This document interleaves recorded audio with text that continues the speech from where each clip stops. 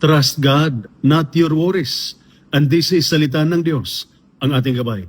Today is Saturday, June 20, 2026, of the 11th week in Ordinary Time. If there is one thing that people carry every day, it is worry. Worry about finances, worry about health, worry about children, worry about the future, worry about work. Some people wake up worrying, they spend the day worrying, and they go to sleep worrying. Someone once said, worry is like a rocking chair. It keeps you busy but takes you nowhere. That is exactly what Jesus wants to teach us today. In today's first reading, taken from the second book of Chronicles, chapter 24, verses 17 to 25, King Joash started well. While the priest Jehoiada was alive, Joash followed God and did what was right. But after Jehoiada died, things changed. Joash listened to bad advice. He turned away from God. He forgot everything God had done for him. Even worse, when the prophet Zechariah warned him, Joash rejected the warning and had him killed. What happened? Joash trusted himself more than God. He listened to people more than God's voice. And eventually, his life ended in tragedy. And this reminds us, when we forget God, we lose our direction. When we stop listening to God, we make poor decisions. In the Gospel reading taken from the Gospel of Matthew, chapter 6, verses 24 to 34, Jesus speaks directly about worry. He says, you cannot serve both God and money. And then he says, do not worry about your life. Notice that Jesus does not say, you will have no problems. Life will be easy. Nothing bad will happen. Instead, he says, trust your heavenly Father. Jesus points to the birds of the air. They do not plant or harvest, yet God feeds them. He points to the flowers of the field. They do not work or spin cloth, yet God clothes them beautifully.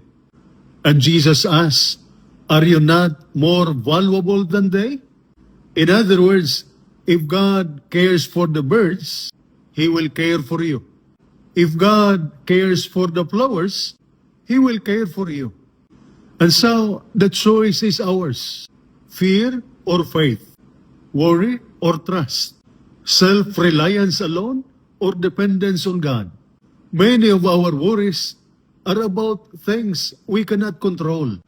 We worry about tomorrow, but tomorrow has not yet arrived. We worry about situations that may never happen. We worry so much that we forget to enjoy the blessings God is already giving us today. Jesus is not telling us to be irresponsible. He is not saying, do not work, do not plan, do not prepare. What He is saying is work hard, but trust God. Plan wisely, but trust God. Do your best, but leave the rest to God. Brothers and sisters, worry often comes from trying to carry tomorrow's burden with today's strength. Faith means trusting that when tomorrow comes, God will provide tomorrow's grace. Many times in our lives, God has already taken care of us. He provided when we thought there was no solution. He opened doors when everything seemed closed. He carried us through difficulties we thought we could never survive. If God was faithful yesterday, He will be faithful today. And if He is faithful today, He will be faithful tomorrow. And so, what am I worrying about right now? Have I given this worry to God? Do I trust God? As much as I say I do, remember, worrying changes nothing. Prayer changes everything. Fear weakens the heart. Faith strengthens it. And Jesus tells us, seek first the kingdom of God and His righteousness, and all these things will be given to you besides. Put God first. Trust Him completely. And let Him take care of the rest. And this is salita ng Diyos, ang ating gabay. Let us pray. Lord God, you know the worries we carry in our hearts. Help us trust you more and worry less. Give us the faith to believe that you will provide what we need each day. Teach us to seek first your kingdom and to place our future in your loving hands through Christ our Lord. Amen.